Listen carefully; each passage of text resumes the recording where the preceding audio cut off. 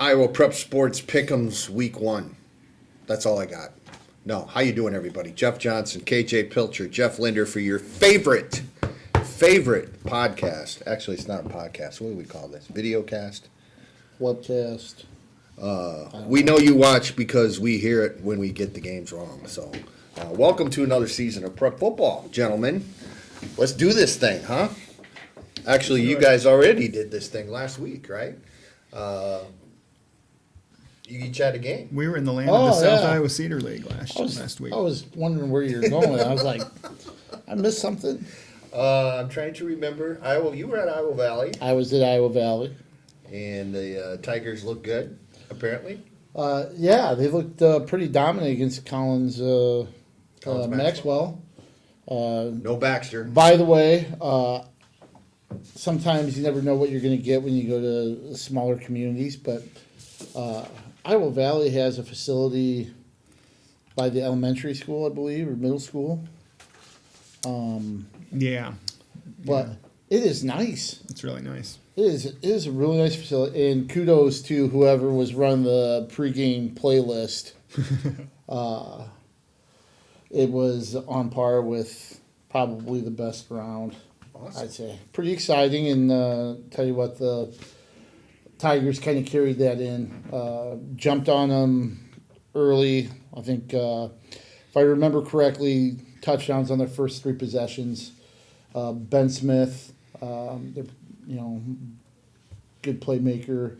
They have a strong run attack. They try to mix the ball, kind of mix things up and spread the ball around a little bit. Evan Reuter got quite a few carries. Brody Hoyt as well. Just kind of looking. Ben Smith had a nice job. Had 101 yards throwing and 110 rushing the ball. Threw for 3 touchdowns. Ran for another one. Defense looked really good, and you might look at it and think, 46-14. They're probably more dominant scores, but those 2 Collins Maxwell scores came in the fourth quarter after Iowa Valley had openly subbed out all their starters on both sides of the ball. They scored on their first possession of the second half and pretty much yanked everybody and got some other kids some really good playing time. I thought it was kind of interesting that Ben Smith, after the game, mentioned their philosophy is all gas, no brakes. And they kind of showed that here. And I was kind of wondering, they graduated some key players, especially Garrett Sims, and wondered how they would be this year. And I think they kind of picked up where they left off a year ago. All gas, no brakes. That's dangerous. Lindy, you were in... I was nearby, KJ. Benton County, right? Yeah, southwest Benton County. Belle Plaine and Linville Sully. My game was close for a while. It was 6-6 until late in the first half, and Belle Plaine scored a late touchdown there, went up 14-6, went on a really long drive to start the second half to go up 22-6, and tacked on 3 late touchdowns to win 44-6. Very impressive. They were not as mixed as Iowa Valley was. It was run. They did not throw the ball except on 2-point conversions. Ran for 402 yards, passed for 0. And Trevin Strait had a really nice game. I think 246 or something like that. Looked like a pretty good team coming out of the gate. You do what you got to do. Yeah. Or you do what you do, I guess. Yeah, do what you do, and they run, and they ran well. They really succeeded in wearing Linville Sully down. And Linville Sully's, annually a pretty good football program. Mm-hmm. Yep. Very good football program. Are we going to stay dry tomorrow? I haven't seen a forecast, Jeff. I know you're always up. I think so. All up in that. Oh, I haven't even looked yet. Okay. I think we'll so. just assume we will. We've got, what do we have here? 4, 5, 6, 7, 8, 9, 10. We have 10 games, I guess, as we always do. And feel free to criticize, but especially compliment when we get these right. So let's start out here in town at Kingston Stadium, where we have Cedar Rapids Jefferson and Cedar Rapids Kennedy. The Gazette KGYM poll has the Cougars ranked number 9 in Class 4A. Kennedy was 6-4, lost in the first round of the playoffs. Jefferson 1-8. You throw all that out there, and we all pick Kennedy. Anybody want to expound on that? I don't think Jefferson's going to be 1-8 again. Okay. I think they're going to be a little bit better than that. I think you were the one that did the preseason feature on Kennedy. No, it was yes, Kennedy. Okay. Yes. Yeah, I think the vibe over there is that this could be a team similar to the 2015 team that made it to the state final. I don't know if they'll be quite that good. They'll be good. They'll be very good, and I think Kennedy's a pretty solid favorite in this one tonight or Friday night. KJ? I think Jefferson's going to be much improved from a year ago, like Linder said. I just don't think they're at that stage that Kennedy's at with what they're returning and just the overall squad. Like Linder said, they're not going to be 1-8 anymore. They have the luxury of playing at Kingston almost all season long. Yeah. I think the only times they don't play at Kingston is when they go to Prairie and then when they go on the road to Waterloo West. So favorable schedule for them. They have a neat tradition of walking down to Kingston from the school. They'll get to do that a lot. But I just think Kennedy's going to be a better team throughout the season. For those who don't know, the walk from Jefferson High School to Kingston is what? 3 blocks, 4 maybe? Yeah. 3-4 blocks. Yeah. So it's very close. Jefferson is and Kingston are very, very close. Yeah, kind of a tradition they start, they have of the team walking from the school down there. Kennedy has a lot of weapons. Where the Cougars came up short last year was passing the ball. The word is that Max White will be the quarterback. He's really a running back. That's the coach, Brian White's boy. But he did work all summer on mechanics and throwing the football, basically. So that will be one thing that against the really good teams, Kennedy's going to have to be able to throw the football at some point. So we'll see if that's improved. But yeah, we all pick Kennedy here over Jefferson, the opener. New turf at Kingston. That's right.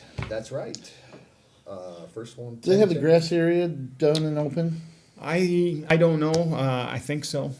I tell don't know you- if that'll be open to the public or if that'll just be green space or what. Sure. I tell you, covering a few baseball games at Lower Kingston and even just driving by the facility, which I'm sure you did, covering Colonel's games, you could see it kind of develop, and it looked pretty cool. And I know a lot of people that have been around the stadium said the enhancements, the improvements, something that Kingston really needs. And Kingston's a really cool venue. I mean, when you think of the stadium itself, the history with it, it's a pretty unique stadium for these kids to be able to play. And it's cool that they made some improvements to it. Let's stay over on the west side of town here, a little farther west for our next game. Cedar Rapids, Washington at Cedar Rapids Prairie. Prairie 7-3 last season, lost in the first round of the Class 4A playoffs, and Washington 4-5 ended a string of, I think, 3, 4, 5 years in the playoffs, something like that. I wrote and I can't even remember it. So, Prairie probably the favorite here, gentlemen. How do we look at this one? KJ, let's start with you. No clue. No rhyme or reason. I just picked Wash. These early season games is a chance to kind of get a temperature on certain programs, and I think this will be a nice gauge for Washington to see where they're at and see if they're able to make some strides from a year ago, and if they can compete with Prairie. I mean, I think that would be a nice building block or a springboard into the season. Well, I think we're just kind of throwing darts at a dartboard in week one, but I think the question with Prairie is what now after Keegan Simmons, and is it next man in, same attack, or they change some things up? I do think Prairie's probably the favorite in this one, and that's the direction I went. Yeah, I'm going with the Hawks as well, and as we always say, with the single wing offense that Coach Mark Bliss throws out there, that is a very, very tough prep. And this is the first game of the year, so Washington, I guess, theoretically had a little more time to work on prepping against it. But yeah, two teams that we don't really know, obviously, a whole lot about. I just think Prairie will prevail here, and again, yeah, you're right, Keegan Simmons.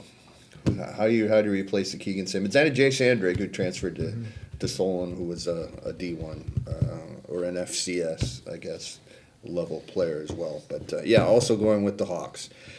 Let's head down the highway south a little bit for our next game. Iowa City High at Iowa City Liberty. Liberty last season 3-6 in its very first season of varsity football. City High went 2-7. I will say I covered this game last year at City High, and Liberty was right there all the entire way. And City High scored a late touchdown or two, and I think ended up winning by between 10 and 14 points. Liberty has the luxury of having its entire team back, and with that, I'm gonna pick the Bolts here. I don't know how crazy that is. That's a 3A school against a 4A school, but you don't ever hear of a team having its entire team back. But I don't know. What do you think, guys? Well, I don't think it's fair to say it's a 3A school versus a 4A school because they are in classification, but now Liberty's a 4A school now, even though it's because of the rotation. It's the 2-year deal. So they're a 4A team playing 3A schedule other than Friday, and the continuity with everybody coming back. I think they're going to make a huge jump from 3-6 last year. I think this is very possibly a playoff team. I've got them in my top 10 to start the season. I did as well. And I think they'll probably win their opener. KJ? Well, there's a lot to be said for experience, and I'm sure last year, kind of learning on the fly, that was a learning experience for a lot of them, and to be able to bring everybody back is so huge. Even to win 3 games in that inaugural varsity season says something about the group. I think you've seen this in all the Liberty sports for the most part. There's the swell, success and competition that we've seen. It's coming. In baseball and softball, and I was at the volleyball match on Tuesday, and now kind of rolling into football, as we mentioned, with all the experience they have coming back. I don't want to get too exaggeratory here, but this could be a juggernaut down there in Liberty. It's a gold mine. And I think we might see. I think we've seen some of it, in some of the sports leading up to this, and I think this is a chance for the football team to kind of take that and run with it, so to speak. Let's move on to our next game. We also have a 4A and 3A. We have 4A. We have 6th ranked Iowa City West at number 3, or actually number 5, Class 3A, North Scott. West was 9-2, lost in the 4A quarterfinals last year. North Scott also lost in the quarterfinals in 3A. We'll throw it down to you, Lindy. What do you think? I think it's going to be a really Teams good that game. lost a lot of really good players. Yeah, and I'm going with West just because they've got Marcus Morgan back. I think that's a really good place to start. And, 2 teams that, I think are going to be awfully good this year. I think they're both ranked about where they should be. But I'm going to go with West. KJ? I think North Scott had some depth last year. I mean, they graduated some really good players, but I think they're in a position where they're able to reload. West, you always kind of wonder what the Liberty effect is going to be there. And from my take, and I could be really wrong, I think what's happened is it's affected the depth right now at both schools, even though I think Liberty's building. I think it could hamper the depth at Iowa City West. Now, if there's a coach that I think could get the most out of the players that he had, it's Garrett Hartley. That's somebody that can, whatever he's got, he's going to turn into a winner. But right now, I just think maybe North Scott is a team I'm a little higher on here to start the season. I was doing a little reading up on this. North Scott had 27 seniors last year. Donald McLaughlin was, I think, their do everything quarterback. He was one of those. But the Lancers have a couple of, I believe it's FCS level recruits on the team. And, West has Marcus Morgan, who will be a big-time recruit in football if he decides to go that way as well. But I just think, to me, the West lost too many guys. Playmakers. And it might take a little while for everybody to kind of get on the same page here. And Marcus Morgan's a heck of a starting point. Don't get me wrong. But for some reason, especially on the road, I read down at suburban Davenport, I guess we could call it. I'm going to take North Scott. Well, one thing just to add really quick is, the loss of Jalen Gaudette. But how many times have we seen West graduate top flight receiver and then find somebody that's able to step in? And that might be the difference. If they find somebody to be able to step in at receiver and be that big play threat to complement Morgan. Let's go to our next game. Iowa City, Regina at Class 3A, number 1, Cedar Rapids Xavier. The Saints, of course, have won 2 consecutive 3A state championships, 26-game winning streak, 13-0 last year. Regina missed the playoffs for the first time since Christ was a little boy, I believe. 5-4 for the Regals. That was not meant as a Christian school. It was a heck of a clarify that though, but it was a hell of a pun. It was. See, no pun intended. Yeah, I got it. okay. I got where you're going on that. Thanks. But We're off to a rough start. yeah, we're off folks. to a rough start, folks. Xavier lost just about everyone, but has 2 D1 players on the team. Regina, as we mentioned, miserable for the Regals. Before had a ton of injuries last year, and that played a big part in things. Can Regina compete with the Xavier juggernaut, especially considering the Xavier juggernaut is kind of starting over a little bit here with so many guys gone or graduated?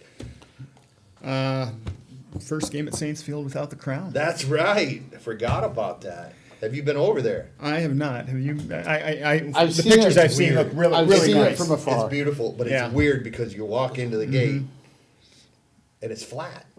The first thing you saw when you walked in the gate there was the crown on the field. But Okay, it is beautiful. I just got to add, the first thing that when you think of Dwayne Schulte, what's maybe the first descriptive thing, or how would you describe him? Just right off the bat. Do your job. Good sons, good quarterback sons. Okay, you guys went different. I was thinking old school. Okay. Right? All right. So I got a kick out of it when you went over to do the preseason stuff, and here they have this new turf field, and they're still practicing. Yeah, that's right. Up on They the were grass, up on the grass field. burned back practicing. behind. Just probably old habits die hard a little bit, but it'll be interesting to see how if that affects anything. With you think with that crown, and it always talked about how it was maybe hard throwing to the sidelines with that, and Xavier had an advantage because they played on it constantly. Also with grass compared to turf, sometimes that could neutralize speed differences. I don't think that's going to be a big deal. The thing is, how do you replace some of those guys like? Quinn Win Schulte. life without Schulte at quarterback is going to Yeah. be interesting. Even Braden Stovey in the backfield. Mater, who's a receiver.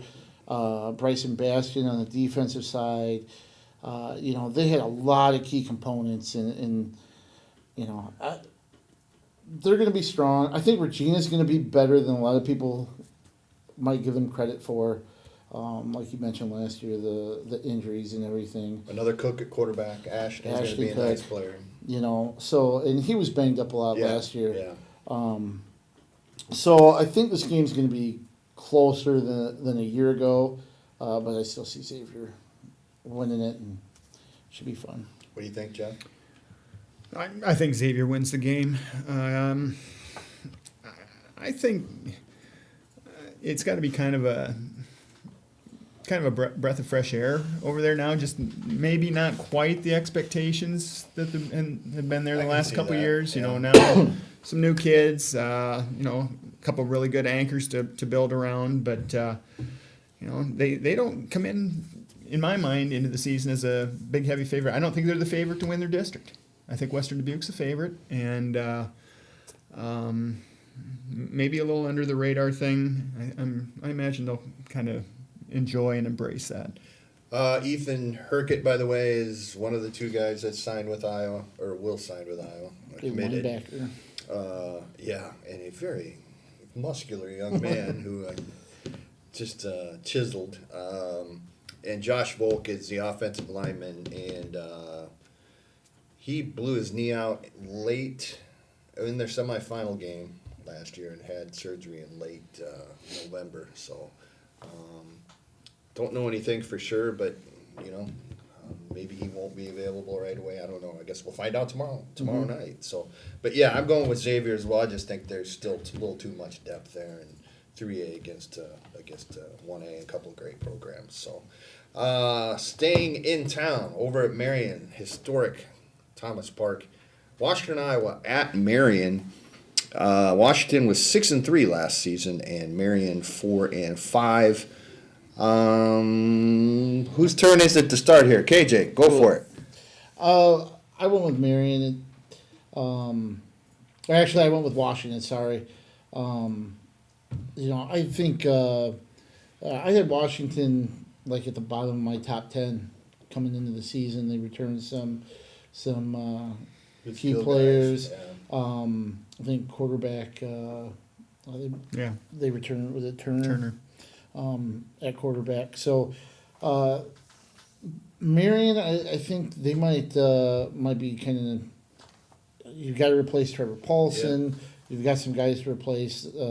They might have to kind of get a week or two in the season to really kind of define who they are, and we'll see. I think there are some changes. Gage Frank, who was a backup to Paulson, I heard, elected to play baseball this fall.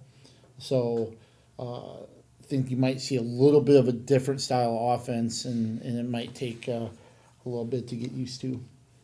But we'll see. I'm going with Marion as well.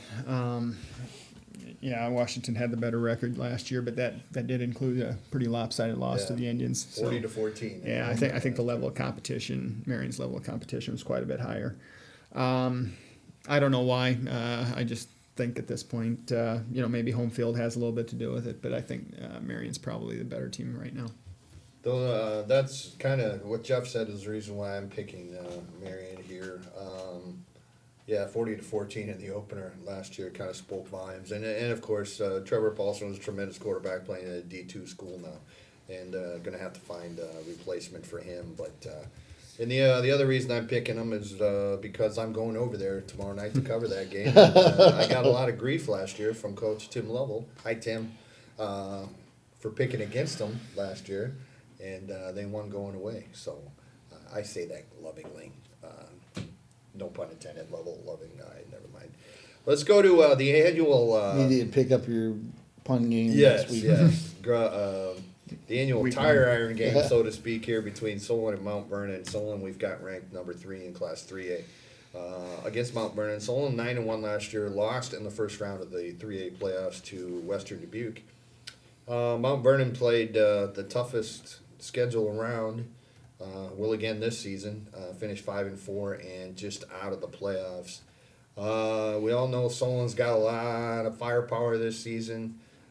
and that's why I'm picking the Spartans here. Just a little bit too much for Mount Vernon, which has to try and replace a pretty prolific running back in Paul Ryan. So that's where I'm going with this one. I've got Solon, guys. Go ahead. Ditto. All right. You know, you got Cam Miller. You mentioned the addition of Jace Andrade as well. The one question with Solon is, how are you going to replace those linebackers from a year ago? Adam Bach and Cole Flansburgh moved on to college level. I think they're going to be too much for Mount Vernon, but it's going to be interesting to see how Solon kind of replaces some of those cogs on defense. Lindy? I'd like $1 for every time in the last few years I've picked Mount Vernon to win this game, and I've looked pretty bad. I think I did last year. I know I did the year before. I'm going to go with Solon. Miller and AJ Coons. I think right now Mount Vernon's got to prove it to us first. Solon's won this game 16 years in a row. Wow. That's pretty hard to believe, actually. Yeah. Let's go up to Northeast Iowa here for our next game, where we have a matchup of, in other sports, Northeast Iowa Conference foes here. Decorah at number 1, Class 2A walk-on. Decorah 8-3 last season, lost in the 3A quarterfinals. Walk-on 10-2 last season, lost in the 2A semifinals. Walk-on has perhaps my favorite name of any kid in playing high school football in the state this year, Creed Welch. It's a cool name. How can you not love that name?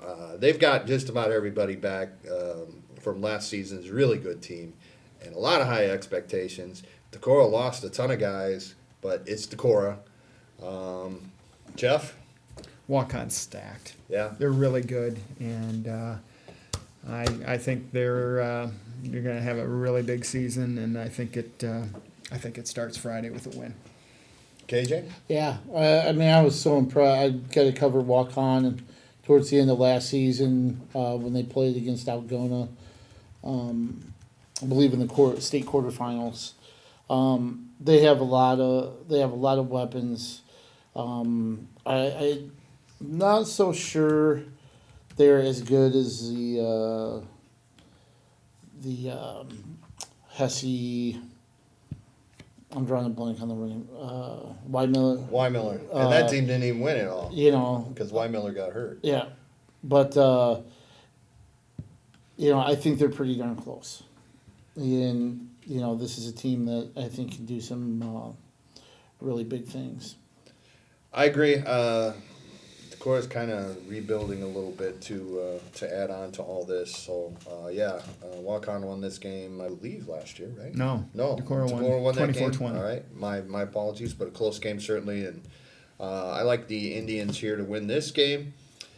So let's meander down to Southeast Iowa, or a little bit of Southeast Iowa here for our next one. West Branch at West Liberty. West Branch 4th ranked in Class 1A. West Liberty 9th ranked in Class 2A.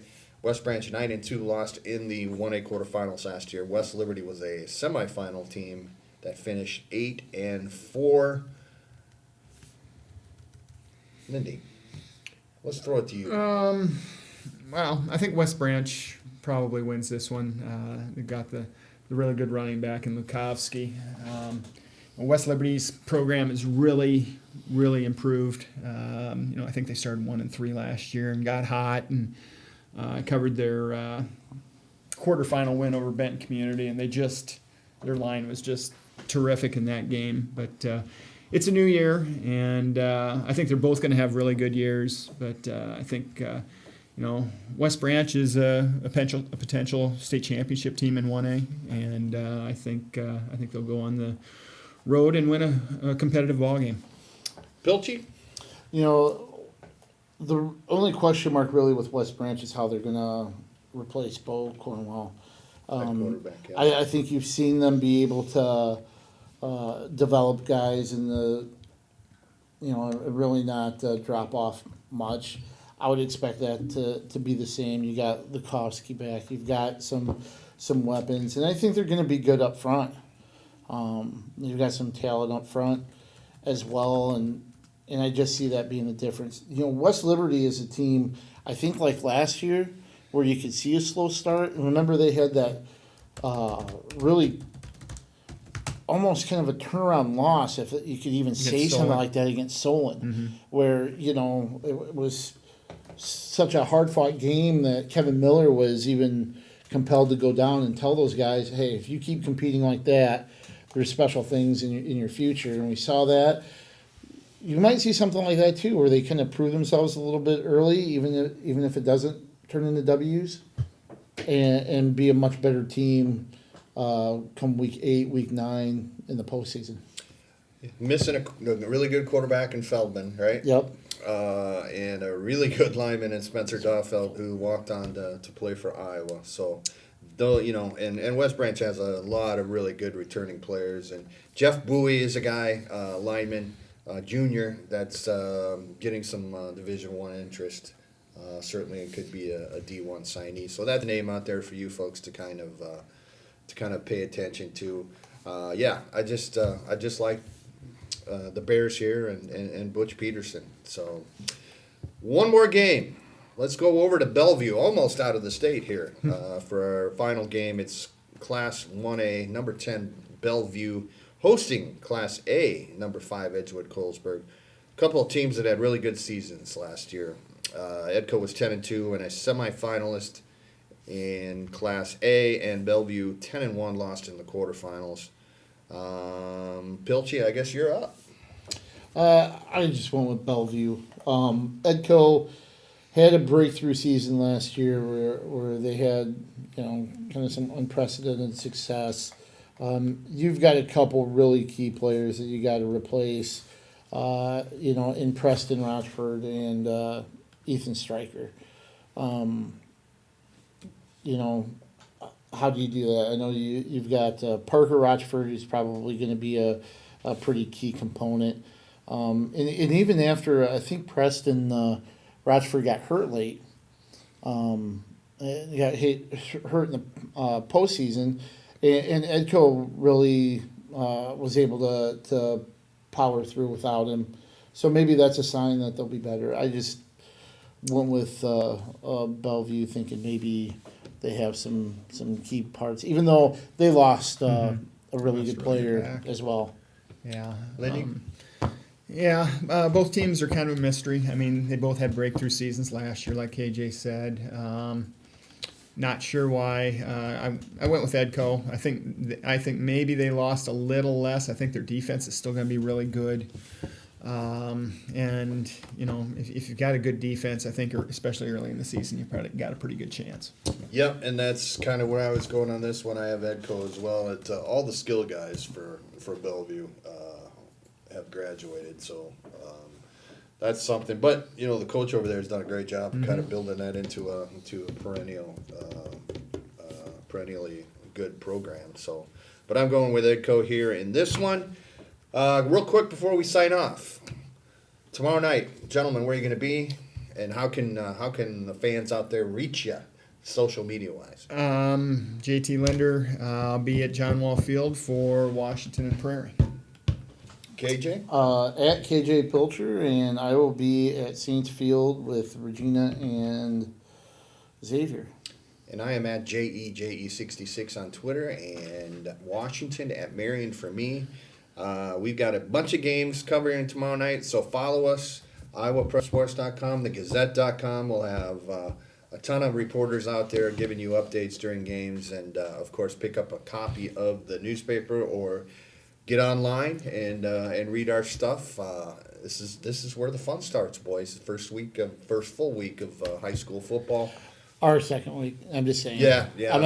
I'm not saying we do more than you, Yeah. but I'm just saying we've already covered games. Yeah, and I had the bye unfortunately in week 1, so I've got a little rust to knock off. Obviously, by listening to me stammer through this thing today, so we promise we'll be a little better next week. Nathan Ford, thanks. He produces. He's the man behind the scenes here. I make no guarantees. Iowa Prep Sports Pick'ems.